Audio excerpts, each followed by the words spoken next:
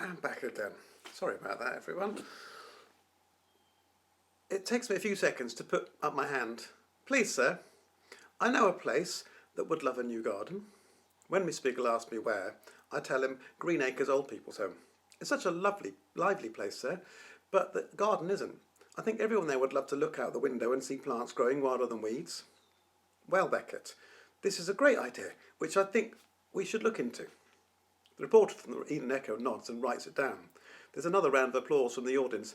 When I look at Kat, she's clapping the hardest. She makes a little heart shape at me with her fingers, and I make one back. Finally, Mr. Beagle says he just has one last job to do, and that's to remove the tarpaulin on the wall at the back of the garden. Explaining that you've found a brilliant artist to paint a mural, Mr. Beagle reaches for a cord and begins to pull. The photographer is poised. This is going to be complete rubbish, I mutter, glancing over at Nevaeh. As the tarpaulin slips to the ground, I see the best painting ever. It's a huge butterfly flying over Eden in the harbour.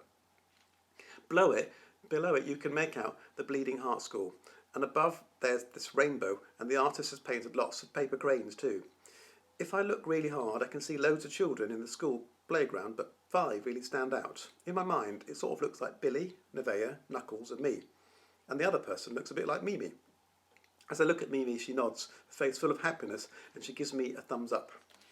As the photographer takes lots of pictures, Mr. Beagle continues, I think you'll agree that the artists have done a fabulous job. And the artist is none other than our very own Nevaeh, who I have seen drawing butterflies on many occasions and have always admired her work. When I asked Nevaeh if she'd like to try painting a big butterfly on the wall, she jumped at the opportunity. But we promised to keep it a surprise for everyone. I think you'll agree that Nevaeh has done an incredible job. Dante Moffat says it's no Van Gogh, and then he says that's okay because Van Gogh's lot is here and Nevaeh doesn't want to do that. I clap for so long my palms smart and the butterfly charm on my wrist flaps up and down. Only when the clapping stops does Mr. Beagle say thank you to all the parents for attending. Before they leave, Dad and Kat say they're very proud of me. I give them both a hug and then I hug Billy. Back in the classroom, when the people from the Eden Echo and the parents have gone, Mr. Beagle says we all did a brilliant job, and so we're all getting a gold star for our effort. Then he turns and says, there's one more thing.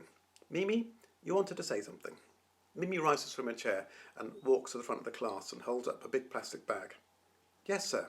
Mimi's eyes dart around the classroom at everyone. I just wanted to say that the story we learned about the paper cranes was amazing.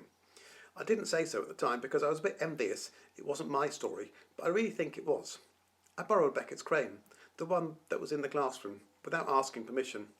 When I was going to the toilet, I sneaked it into my pocket. Mr. Beagle nods and waits for an explanation. Mimi says quickly, but there was a reason. At first I wanted to see how to make them so I could make 1,000 and get a wish for myself. I made loads and loads until I got to 1,000. I even tried to get them to look perfect. But then I heard that Beckett lost all his after he fell in the harbour, and so I wanted to give him mine. That way he can get his wish, because whatever it is, I think it's probably more important than mine. Mimi brings the bag to me and hands it over and then sits down. I think I was just going to wish to be myself and make real friends in my class, and I think that kind of happened anyway, she whispers to me. I'm sort of gobsmacked. I sort of mouth, thank you, and Mimi sort of mouths, you're welcome. Later that night, I offered to tell Billy another story in Mum's armchair, but he says he doesn't need one because the one I've told can't be beaten. Anyway, he's not scared about things anymore. I'm sorry you lost Brian in the ocean, I reply. I feel like it's my fault that Brian jumped. It's okay. It was Brian who jumped. I was a bit crazy like that. He was a bit crazy like that sometimes. I think he took after you. I still miss him though, says Billy, biting his lip so he doesn't cry. After Billy goes to bed and Dad has just nipped next door to have a quick word with Kat, something weird happens. I hit my toe on one of the boxes that we brought with us from the old house. I've never looked in the box of Mum's stuff. Dad has moved it around a bit when he was tidying up, and now I see there's a hole in the side. As I bend down, I spot a book on origami. When I pick it up, I notice someone has turned the corner over on a page about paper cranes. As I set the book down on the side and move some things around in the box, I come across dozens of little cranes. Oh, Mum, I whisper. Think about how Mr. Beagle said paper cranes were given to new babies for a lucky life. And I wonder if she made these ones all those years ago for Billy when he was born, before he was born. The first one Dad gave to me must have fallen out of the box when he moved it around. Pick up a crane and blow it and it flies from my hand and floats down onto the carpet. Dad said you folded a star a long time ago, Mum, so I should have known it was you who folded the cranes. I should have known it wasn't left by someone else who had lived in the flat before us. It really was magic all along. The cranes were my butterflies. I just had to believe. Well, I believe now. I reach into the box again and find a book on flowers and one on baking cakes. There's a wallpaper sample with blue swallows on it and a pressed lily which no longer looks like a creamy trumpet but like yellowing tissue paper. Underneath it there's a photo of Mum looking happy standing by the water's edge, like the one in the frame in Dad's room. I lift the photo and hold it in front of my face. This one must have been taken a little later on that day because Mum has the message in a bottle and she's holding it up in the air and stands at the water's edge. If I close my eyes, I can almost imagine her firing it out across the ocean.